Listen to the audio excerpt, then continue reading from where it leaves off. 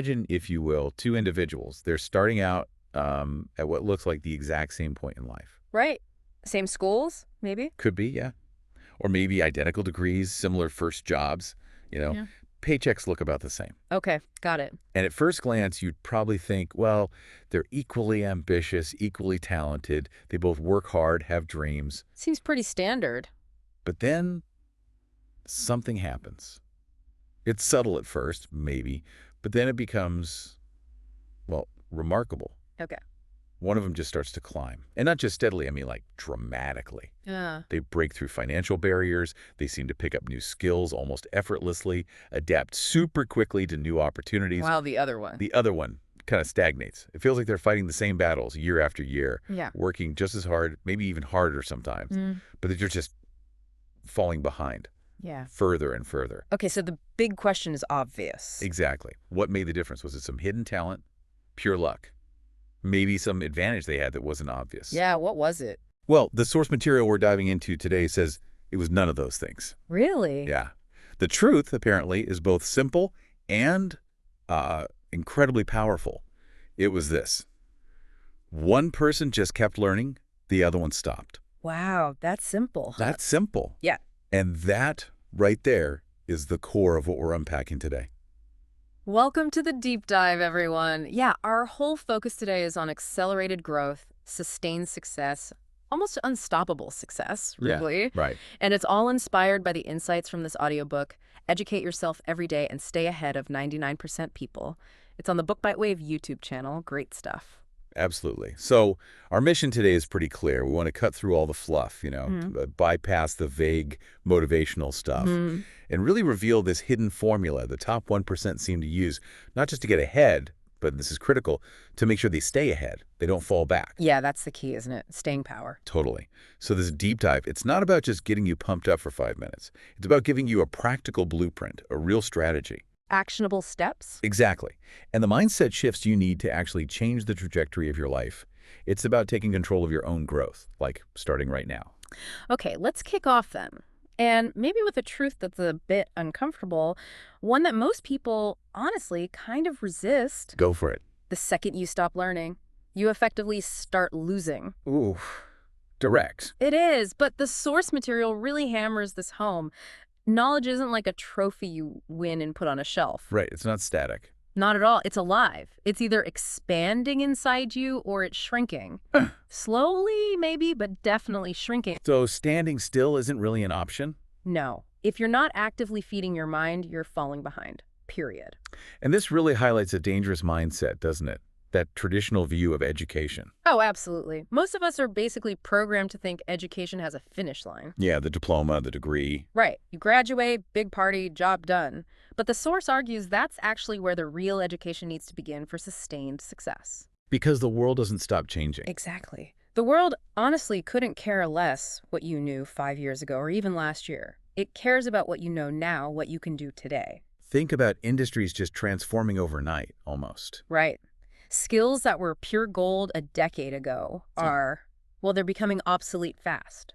And companies, they're automating, outsourcing. They're replacing roles, and the people who refuse to adapt, who don't keep upgrading their, mental software, they just get left behind. It's harsh, but it sounds true. It is, and what's really revealing is how the top 1% approach this completely differently. How so? They don't see education as this, temporary phase or some chore they had to get through. For them, it's a daily habit, non-negotiable, like brushing your teeth. Seriously, that fundamental. They've internalized this truth. Success today isn't just about what you know, it's about how fast you can learn, unlearn, and relearn. That's a powerful distinction. Learn, unlearn, relearn. It really is. So if you've ever felt stuck, watching opportunities just float by, it's probably not because you lack capability. It's more likely that the world just relentlessly rewards continuous learning, and it punishes stagnation just as fiercely. The source has a quote on this, doesn't it? It does. Something like, the moment you believe you've made it and no longer need to grow, the world starts passing you by, with or without you. Powerful stuff. Wow. Okay, that perfectly sets up the next big idea. Yeah. This battle between a fixed mindset and a growth mindset. Ah, yes. Carol Dweck's work. It's foundational. Totally. And understanding this difference isn't just like academic theory. It's a practical tool for changing your life, right? Absolutely. Dweck's research shows how these two core beliefs about our own intelligence and abilities basically shape everything. Okay, break down the fixed mindset for us. So a fixed mindset is the belief that your intelligence, your skills, your talents, they're pretty much set in stone. You've got what you've got. Like, I'm just not a math person. Exactly. Or I'm not creative. I'm bad at public speaking. People with this mindset tend to avoid challenges. Why? Because they might fail. And that would prove they're not smart or talented. Precisely. Failure isn't seen as a learning chance. It's seen as proof of their limits. And this, over time, just leads to stagnation. They get stuck. Okay, so what's the alternative? The growth mindset. Right. This is where it gets really empowering. People with a growth mindset see challenges differently. I know so. Not as threats, but as opportunities to, well, grow. They see failure not as the end, but as valuable feedback. Like data. Exactly. Data to improve. They believe that effort is the key, that intelligence, skills, they can be developed through practice, learning, persistence. So their internal question isn't, am I good enough? No, it's more like, how can I get better at this? Or what can I learn from this setback? It's a totally different internal dialogue. Okay, this is huge. So if someone listening recognizes that fixed mindset in themselves, how do they start to shift? Is there a practical step? There is. And it's deceptively simple, actually, but the source highlights its power. Okay. Just add the word yet to your self-limiting statement. Yet, that's it. That's it. So instead of, I'm not good at public speaking, you consciously think or say, I'm not good at public speaking yet. I don't understand this. Yeah. I can't do this yet. Exactly. That tiny word yet, it starts to rewire your brain. It signals that your current state isn't permanent. It's just a point on a learning curve. It reframes limitations as opportunities for growth. Precisely. It's a small change with potentially massive impact if you practice it daily. Okay, that's a great takeaway. Now, building on that idea of opening up possibilities, let's talk about curiosity. The source calls it a superpower. Mm-hmm. And when you look at really successful people, Musk, Buffett, Steve Jobs, it's not just their brilliance or work ethic, it's this relentless curiosity they all seem to share. They're always asking questions, exploring. Always. Curiosity is what drives you to ask why or what if instead of just accepting things as they are. It pushes you to explore, experiment. Question the status quo. It's why someone might pick up a dense book on a topic they know nothing about just because they want to understand. The source really emphasizes that the most successful people keep that childlike wonder alive. But most people seem to lose that, don't they? Why does curiosity tend to fade as we get older? Well, the source suggests it's kind of a societal trap. As kids, we ask tons of questions. Non-stop why? Exactly. But somewhere along the line, we learn, maybe implicitly, that asking too many questions can be annoying, or that admitting you don't know something is embarrassing. So it's safer to just stay quiet, stay in your lane. Yeah, pretty much. And that conditioning slowly stifles that natural curiosity, which limits our growth potential massively. So the challenge for listeners is? Reignite it. Actively embrace curiosity. Start questioning things. Like what? Like when you hear a statement presented as fact, pause and ask yourself, how do I actually know this is true? What's the evidence? Don't just accept it. Right. Or when you see someone achieve something amazing, don't just think, wow, they're gifted. Ask, how did they get there? What steps did they take? Deconstruct their success. Exactly. When someone says something's impossible, probe it. Is it really impossible or just really hard? The more you cultivate that questioning mindset, the more doors open up. You start seeing possibilities everywhere. Okay, this flows right into the next major point. Overcoming the fear of failure. This seems like a huge blocker for so many people. No, it's massive. The source is really clear on this. Most people don't fail because they lack ability. They fail, or rather, they never even start because they're terrified. Terrified of what? Looking stupid. Embarrassment. All of that. The fear of judgment, it can paralyze people, stop them from trying a new skill, asking a question they think is dumb, or pursuing an innovative idea. But the source offers a liberating truth here, right? About failure's actual role. It does, and it's counterintuitive, but so powerful. Failure is not the opposite of success. It's not. No. In a very real sense, failure is the process of success. How does that work? Think about any expert, anyone who's mastered their field. They were all beginners once. Awkward, made tons of mistakes. Probably terrible at first. Absolutely. But the difference is they kept going. They learned to see failure not as a verdict, but as a stepping stone.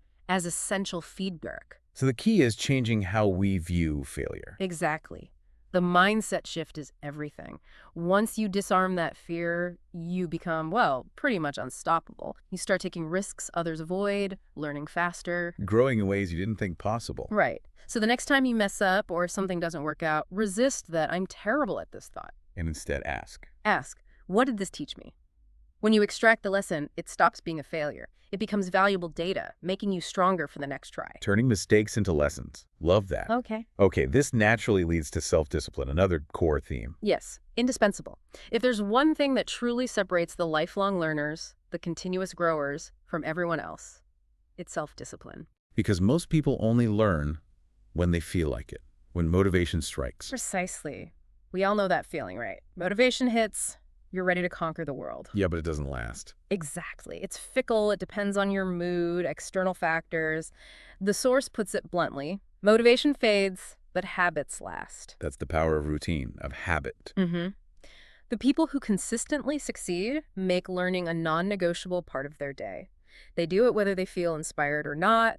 They understand that the big opportunities don't always go to the hardest workers, but usually to the smartest, most consistent learners. So, practically speaking, what does this mean for someone listening? Here's a really powerful takeaway from the source. Even just 20 minutes of focused learning every single day. 20 minutes. Yeah, consistently over time.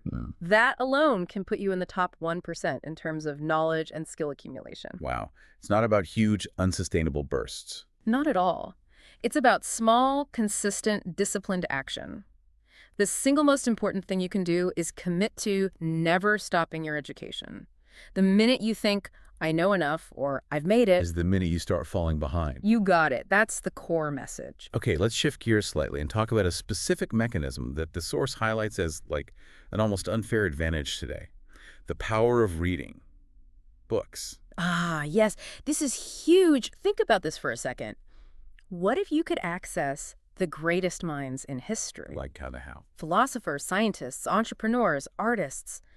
All their insights, their wisdom, available to you right now without even leaving your house. Sounds amazing, but how?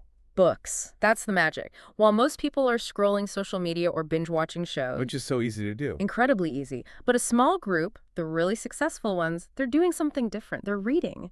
And not just reading more, but reading smarter, reading for growth. And the source emphasizes this doesn't require fancy degrees or connections. Not at all. Just the habit. Consistent, thoughtful, strategic reading. That alone, the source argues, puts you way ahead of the 99% who think valuable knowledge only comes from formal education or expensive seminars. Okay, so why do the most successful people read so much? We hear about Bill Gates, Warren Buffett. Elon Musk. Yeah, it's not just a hobby for them. It's like their secret weapon, their secret sauce, you could say. Why? What do they get out of it? They understand fundamentally that knowledge is power. Especially today, knowledge is wealth. Buffett apparently spends up to 80% of his day reading. He calls it the best investment you can make in yourself. 80%, wow. And Gates reads about 50 books a year. Roughly, yeah. And Musk supposedly learned the basics of rocket science from reading books. That's incredible. But it's about how they read, too, isn't it? Their intention. Absolutely key. They're not primarily reading for entertainment, though that can happen. They're reading for insights, to expand their thinking, to stay ahead. So it's strategic consumption. Very much so. And people often say, I don't have time to read. But these guys understand the compound effect. It's not about reading a book a day. It's a consistency. Yes, even 20 minutes a day. During your commute via audiobook, first thing in the morning, before bed, it adds up massively over time. Okay, so the why is clear. But what should we read? There's so much out there. Fiction versus nonfiction? Does it matter? That's a great question, and the source actually suggests a balanced approach is best. There's no single right answer. Okay, so nonfiction first. What's its role? Nonfiction gives you the practical stuff. Direct knowledge, actionable strategies, business, personal development, history, learning a skill. Like blueprints for success. Exactly. Tools, frameworks you can apply immediately to solve problems, make better decisions, improve specific areas, the how-tos. Got it. But what about fiction? People sometimes dismiss it as just entertainment. Big mistake. The source argues fiction has this unique power to shape imagination, deepen your understanding of human nature, build empathy. How does it do that? When you read a good novel, you're literally stepping inside someone else's mind, their life, their emotions. You experience different perspectives. Expanding your worldview and emotional intelligence. Precisely. In ways that straight nonfiction often can't. It builds mental flexibility, helps you understand nuance. So the ideal approach is a mix. Use nonfiction for the practical knowledge and tools, and fiction to cultivate creativity, empathy, and expansive thinking. The most well-rounded people dive into both. That makes sense. Okay. But the time issue is real. Life is busy. How do you read more without feeling overwhelmed? You mentioned reading smarter. Right. Speed reading and retention techniques come into play here. Speed reading, isn't that just skimming really fast? Not exactly, or at least not just that. It's about efficiency and comprehension. Techniques include skimming, yes, getting the gist first, but also chunking words together. Chunking? Yeah, training your eyes to take in groups of words, not just one at a time. And a big one is reducing subvocalization. That little voice in your head reading along. That slows you down massively. You can try humming or chewing gum, anything to occupy that inner voice slightly, letting your eyes move faster. You can significantly increase your reading speed with practice. Okay, but speed is pointless if you don't remember anything, right? Absolutely. Critical point. Speed without retention is useless. The goal is to read and retain. So how do you boost retention? Active engagement. Don't just passively consume the words. Take notes, highlight key ideas, and crucially, teach what you learn to someone else. Teach it, like give a lecture. Doesn't have to be formal. Explain a concept to a friend, summarize a chapter for your partner, write a short review. The act of articulating it forces your brain to process and internalize it much more deeply. Makes it stick. Exactly. It transforms reading from passive intake to active learning. Okay, so active reading is key. Now, how do we choose which books? Any recommendations from the source for books that really drive personal growth? Yeah, it gives some great starting points. It strongly suggests beginning with personal development classics. Atomic Habits by James Clear, The Power of Now by Eckhart Tolle, The 7 Habits of Highly Effective People by Stephen Covey. These are timeless for a reason. They build the foundation habits, mindset, routines. Exactly. Then for business and entrepreneurship. Yeah. The Lean Startup by Eric Ries, The Hard Thing About Hard Things by Ben Horowitz. Really practical, real-world stuff about building things and navigating the tough challenges. And what about people skills? Communication, emotional intelligence. Can't overlook those. Dale Carnegie's How to Win Friends and Influence People is a classic for a reason. And Daniel Goleman's Emotional Intelligence, absolutely essential for relationships and effectiveness in any field. The core idea seems to be reading with intention, right? To transform yourself. That's the goal. Not just to kill time, but to actively invest in your own mind and future. Great advice. But making it stick.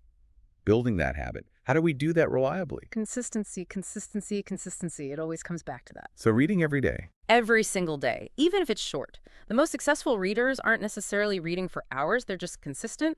20 minutes in the morning, 30 before bed, whatever works. And start small if needed. Absolutely. Ridiculously small. Commit to 5 or 10 minutes first, then build up. Make it easy to win. And it helps if you actually enjoy it, right? It's hugely important. Yeah. If it feels like a chore, you won't stick with it. Pick books that genuinely fascinate you, challenge you in a good way, excite you, align it with your interests. Turn discipline into desire. Exactly. And one more tip. Track your progress. How does that help? Seeing your progress visually, a list of books read, X's on a calendar like the Seinfeld strategy, is incredibly motivating. You build a streak, and you don't want to break the chain. It reinforces the habit. Remember, reading isn't just an activity. It's a lifestyle, a pathway to potential, a key to staying ahead. As the source says, the more you read, the more you'll grow. Thrive in an ever-changing world. Powerful stuff. Okay, let's pivot to another cornerstone. Consistency and small daily habits. This feels related but distinct. Very related, yes. Think about this. Have you ever worked really hard, put in the hours, but the results just weren't there? Or felt incredibly slow? All the time. You set big goals, make plans, feel motivated, but progress is tiny. Right. The source argues the missing piece isn't usually effort, it's consistency. Okay. Explain that. Well, society loves the overnight success story, doesn't it? Oh, yeah. The instant billionaire, the viral star. Exactly. The media glorifies these narratives, but it's mostly a myth. What's the reality then? The reality is years, often decades, of unseen work, failures, sacrifices, and crucially, unrelenting consistency behind the scenes. The hidden hours. That's what the source calls it. The real magic happens there when no one's watching, no applause, just you showing up day after day doing the work. Even when it's boring or hard. Especially then. And this requires patience. We want results now, but real success takes time. The top performers trust the process. They know if they do the right small things consistently, the big results will come. Eventually. Which brings us to the power of those small habits. Why do they matter more than big goals sometimes? Well, big goals can be paralyzing, right? Yeah. So huge, so far off, you don't even know where to start. Yeah, analysis paralysis. Exactly. Small habits are the antidote. Think of them as the building blocks. Tiny actions may be seeming insignificant in the moment. Like writing 100 words, doing 10 push-ups. Yeah. You might think, does this even do anything? The source screams, yes. Because unlike one-off big efforts, small habits compound. They build momentum. Okay, explain the compound effect, or the 1% rule. It's simple but mind-blowing. Improve by just 1% each day. Seems tiny, right? Negligible. But do that every day for a year. That 1% compounds, you end up 37 times better. 37 times, from 1% a day. That's the math. It's exponential. So reading 10 pages daily is way better than cramming 100 pages once a month. 10 push-ups daily builds more long-term fitness than one killer gym session a week. Consistency beats intensity over the long haul. Absolutely. Most people rely on bursts of motivation, then burnout. No lasting results. The 1% rule avoids that. It focuses on sustainable daily actions. Okay, I'm sold on small habits. How do we build them so they actually stick? The source gives some great practical tips. First, start ridiculously small. Like how small? So small it feels almost effortless. One push-up, read one page, meditate for 1 minute. The goal is just to start, remove resistance. There's a ball rolling. Exactly. Second, attach the new habit to an existing one. Habit stacking. Example. Read for 5 minutes after your morning coffee. Do 2 minutes of stretching after brushing your teeth. Use your current routines as triggers. Makes it feel more natural. Third, use visual cues. Make the habit obvious. Like the water bottle on the desk. Perfect example. Or the guitar in the middle of the room. If you see the cue, you're more likely to do the habit. Reduces friction. Okay. And fourth. Track your progress. Use an app, a journal, a calendar. The Seinfeld strategy again. Mark an X every day you do it. Don't break the chain. Seeing the streak builds motivation. Huge motivation. And finally, be patient. Habits take time. Focus on showing up consistently, not just the immediate outcome. Consistency over intensity. That's the mantra. That's a great framework. Now, you mentioned willpower earlier. The source says it's overrated. Yeah, it pushes back against the idea that success is all about sheer willpower, just gritting your teeth. Why? Isn't willpower important? It is, but it's finite. Like a muscle, it gets tired. The more decisions you make, temptations you resist, the more depleted it gets. So by evening, you're running on empty. Pretty much. Making you vulnerable to bad choices, slipping back into old habits. If willpower is your only strategy, you're likely to fail eventually. So what's the alternative? What should we rely on? Systems. Build reliable systems. Systems. Like routines and structure. Exactly. Daily routines, specific structures, ingrained habits that make the desired actions easier, more automatic. Systems reduce the need for constant decision-making, saving your willpower for when you really need it. Give me an example. Okay, exercise goal. Instead of relying on willpower to go to the gym, build a system. Schedule at the same time daily. Pack your bag the night before. Commit to just showing up, no matter how you feel. The system takes over. Eventually, yes. The action becomes automatic, less dependent on how motivated or disciplined you feel in that moment. Success isn't about heroic bursts of motivation. It's about consistently showing up day after day, powered by systems. That's the real difference maker. Systems over sheer willpower. That's what the source strongly suggests. It's how you build that compounding momentum for the long haul. Okay, let's talk focus. This feels critical in today's world. That feeling of working hard but getting nowhere. Constantly distracted. Oh, it's epidemic, isn't it? You start the day with great intentions, a clear list. And then the notifications start. Emails pinging, social media calling. And suddenly hours are gone. You've barely touched the important stuff. It's incredibly frustrating. And it's not accidental, right? The source says the world is designed to steal our attention. It really is. Every app, every platform, every notification, they're engineered by very smart people to keep you hooked. Your focus is literally under constant assault. It's the new currency. Wow. So we think we're in control, but we're often not. Often not. But here's the hard truth high achievers get. You cannot do anything truly meaningful without controlling your focus. It's their superpower. It's not about being smarter, necessarily. Not necessarily. It's about the ability to concentrate deeply while others are scattered. That's the edge. Which brings us to multitasking. We're told it's a good skill. Total myth. The science is clear. Multitasking is a productivity killer. Really? Why? Your brain can't actually focus on multiple complex things at once. What you're doing is rapidly switching tasks. Like mental ping pong. Exactly. Yeah. And every switch has a cognitive cost. It drains energy, takes time. Studies show it can cut productivity by up to 40%. 40%? That's huge. It is. It also temporarily lowers IQ, increases stress, and hinders deep thinking. And interruptions are costly too, right? Getting back on track takes time. A lot of time.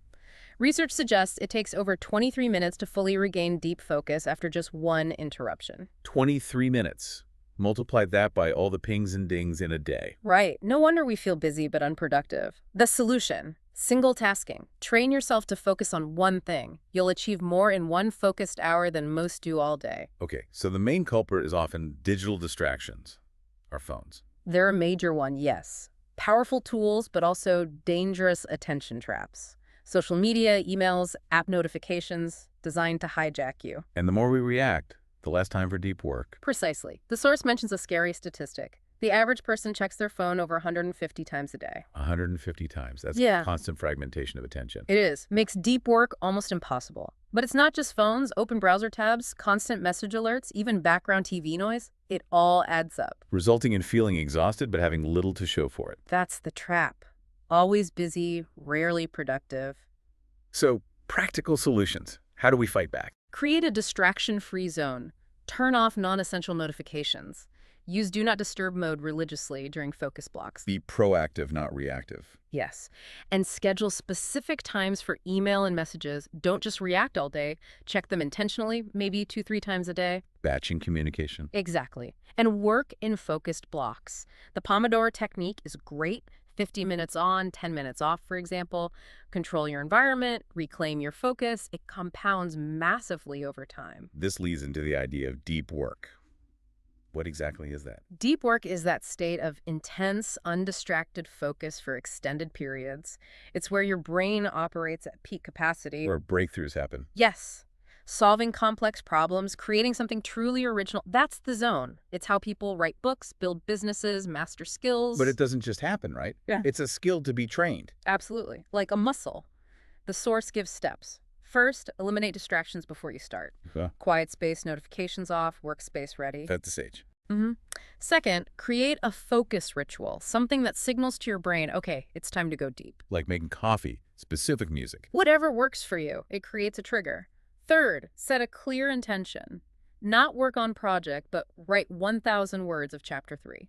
Be specific. Gives your brain a target. Exactly. And fourth, time block rigorously. Assign a set time. Create urgency. Remember Parkinson's law. Work expands to fill the time, so constrain the time. Practice these consistently, and deep work becomes easier. Much easier, and the results are disproportionate. A few hours of deep work can outweigh days of scattered effort. This connects to another skill the source highlights, the power of saying no. Crucial.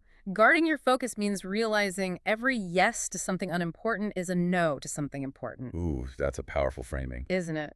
Top performers treat their time and attention as their most valuable assets. They guard them fiercely. They don't just fill their calendars. No. They avoid pointless meetings, unnecessary commitments, things that don't align with their core goals. You have to learn to say no strategically. No to what, specifically? No to mindless social media scrolling. No to unnecessary meetings. Does it really need you? No to emails that don't require your response. No to energy-draining people or situations. Protect your time and focus like a billionaire guards their wealth. Exactly. It's not infinite. How you allocate it determines almost everything. The world is divided. The distracted many and the focused few. And the focused few achieve disproportionate results. Because they understand focus isn't optional for high achievement, it's essential. So commit to reclaiming your focus. Eliminate distractions. Say no strategically. Become fiercely intentional. That's a powerful call to action. Okay, let's shift to the underlying principles. Discipline, execution, mental toughness. Starting with self-discipline again, but maybe from a different angle, why motivation is a lie. Right. We've all been there, haven't we? that initial burst of motivation. This time it's different. Exactly. You're all in for a few days, maybe weeks, then it fades. Distractions return, procrastination wins, and you're back where you started, frustrated. The motivation trap. Totally. Because motivation is unreliable, it's fleeting, depends on mood. If your success hinges on feeling motivated, you're set up to fail. So what's the alternative? Discipline. Success isn't about feeling good, it's about doing what needs to be done even when you don't feel like it. That's discipline. Showing up regardless of mood. That's the core skill separating achievers from dreamers. Waiting for motivation is waiting forever. You have to learn to act without it. And discipline is a muscle. It can be built. Yes, absolutely. It's about overriding short-term gratification for long-term gain. Your brain wants pleasure now. Discipline is retraining it. Now. Every time you choose the disciplined action over the easy one, you strengthen those neural pathways. It gets easier over time. It's a self-reinforcing loop. Which leads to the no excuse rule. Tell me about that. Excuses are the enemy of discipline. They're not harmless. They reinforce avoidance. I'll start tomorrow. I'm too tired. Right. Every time you make an excuse, you're training your brain to accept failure, to accept procrastination. So the rule is? Simple. No excuses. The most disciplined people just don't negotiate with laziness. If it needs doing, they do it. Period. How do you cultivate that? A non-negotiable mindset. If it's on the schedule, it gets done. Remove the decision point. Don't think, just do. The longer you debate, the more likely you are to cave. Okay, that leads to a stark choice the source presents. The pain of regret versus the pain of discipline. Yeah, this one hits hard. The reality is, you will experience pain. You just get to choose which kind. What's the pain of regret? It's that deep, gnawing disappointment looking back at wasted potential. What you could have been, could have done, but didn't because you lack discipline. It's long-lasting, maybe permanent. Ouch. And the pain of discipline. That's the temporary discomfort. Pushing yourself when you're tired, showing up when you'd rather not, early mornings, hard workouts, focused work. But it's short-lived. Yes. And it's productive. It leads to growth, results, freedom, self-respect. Every disciplined choice builds towards the life you want. So the question is, which pain do you choose? Temporary discomfort or lasting regret? That's the choice we all face, every day. Okay, let's talk relentless execution. Taking action like a machine. What's the problem most people face here? They spend too much time thinking about the work, planning the work, learning about the work, but not actually doing the work consistently. Learning loops, perfectionism, distraction. Exactly. High achievers, they execute relentlessly. They don't overthink, don't wait for perfect. They take massive action. How? Is there a system? The source outlines one first. Ruthless prioritization, the 80-20 rule. Focus on the vital few tasks that give the biggest results. Right. Ask, what's the one thing today that will make the biggest difference? Do that first. Okay. Second, the no 0 days rule. Never miss a day of making progress, even if it's tiny. Keep the momentum going. Don't break the chain. Time blocking domination. Schedule deep work like an unbreakable appointment. Protect that time fiercely. No distractions allowed. If it's not scheduled, it doesn't happen. Pretty much. Fourth, the 2-minute rule. Feeling resistance. Commit to just 2 minutes. Often, starting is the hardest part. This gets you over the hump. Action creates momentum. Exactly. And fifth, win the morning, win the day. Use the first hour, productively move, plan, tackle the most important task before distractions hit. Sets the tone for relentless execution all day. That's the idea. Train yourself to be an action machine. Which requires mental toughness. Let's build that blueprint. Why do most people fail, according to this source? It's often mental, right? Often, yes. Not lack of talent or resources, but mental weakness. They crumble under pressure, get discouraged, quit. But the mentally tough are different. They don't break easily. Emotions don't dictate their actions. Failure doesn't define them. So how do we build that toughness? What mistakes should we avoid? Avoid hardship. Let feelings rule your actions. Break under pressure. Those destroy toughness. To build it, train yourself to handle discomfort without complaining. Control your thoughts. Replace negative self-talk with positive affirmations. Yes. Actively reprogram your inner dialogue. And critically, put yourself in difficult situations on purpose. Like? Cold showers, harder workouts, waking up earlier than you want. Things that build resilience by forcing you to overcome discomfort deliberately. Embrace the voluntary hardship. And finally, build an unshakable self-identity. Believe you are tough, relentless, capable. When that's your core belief, your actions follow. Your identity drives your behavior. Okay, last big section. The relentless pursuit of mastery, becoming the best. Right. Most people settle for average. They dabble, never commit, never push through the pain to truly master anything. Which is why they don't achieve exceptional results. Exactly. But the masters, Jordan, Beyonce, Jobs, they're different. They're obsessed with mastery. They dominate. They go deeper. It's a lifelong commitment. And it's not easy, right? Yeah. The source says mastery is painful. Often, yes. First, pick your obsession and go all in. Choose one craft, ruthlessly eliminate distractions, laser focus. Second, master the fundamentals relentlessly, then go beyond. Drill the basics until they're automatic. Study the best. Then innovate to surpass them. third, Create an insane training routine, daily deliberate practice, extreme repetition, brutal feedback. Seek out criticism to improve. it's about the work ethic. A huge push of it. And fourth, build relentless discipline and never stop improving. Never get complacent. Adopt a lifelong learning mindset within your craft. The best, never stop refining. Which brings us full circle almost to the ultimate competitive edge. Right. Staying ahead for life. How do you sustain this? The biggest danger, the source warns, is complacency. Getting comfortable. Many people achieve success then. And ghost. Yeah, That's when they start falling behind again. Exactly. Complacency is the enemy. The key is the forever student mindset. Never stop learning, evolving, challenging yourself. Stay curious, ask questions. Surround yourself with people who challenge you, mentors, peers, even competitors. Never rely on past success. The world changes. Embrace discomfort, knowing growth happens there. Always. High performers maintain ruthless consistency for life. Non-negotiable habits, the 80-20 rule. Mental toughness, regular reflection. It's a marathon, not a sprint. It's not just about winning the game, but staying at the top. For decades, the ultimate question isn't about tricks or hacks. It's, who are you becoming? Success isn't an event, it's a lifestyle. If you're not growing, you're dying, metaphorically. Wow. Okay, we have covered so much ground today. We've really unpacked these core principles. Yeah, lifelong learning, the power of reading, small habits compounding, deep focus, discipline, execution, mental toughness, mastery. It's all interconnected. And the key takeaway for you, listening, is that you now have the blueprint. These aren't just theories. They're the strategies the most successful people actually use. But knowing isn't enough, right? This deep dive, this information, it's only valuable if you act on it. Absolutely. The source material itself poses this challenge, essentially asking, will you close this book, finish listening, and go back to your old ways? Or will you use this knowledge to build a life so legendary that 99% of people will wonder how you did it? That's the confrontational choice. So for you, listening right now, what's the one thing, the one small, consistent action you'll commit to today? Just one thing to start that journey, to prove you're one of the few who will actually apply this. How will you start becoming truly unstoppable right now? Your future is waiting. Choose wisely.